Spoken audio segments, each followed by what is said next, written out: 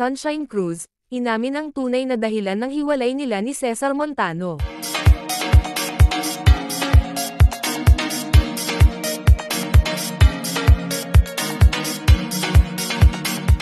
Ngayong 2025, muling binalika ni Sunshine Cruz ang dahilan ng paghihiwalay nila ni Cesar Montano.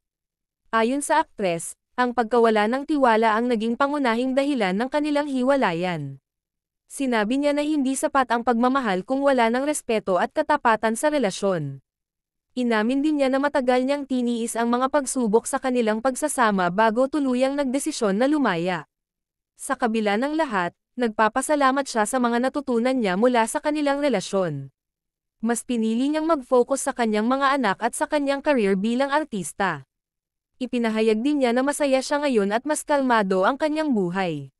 Wala siyang sama ng loob kay Cesar at bukas siya sa maayos na pakikitungo para sa kanilang mga anak. Ayon kay Sunshine, mahalaga ang pagmamahal sa sarili bago magmahal ng iba. Ngayon, mas natutunan niyang pahalagahan ang kanyang kapayapaan at kaligayahan. And this are chika for today mga ka-showbiz, sana nag-enjoy kayo.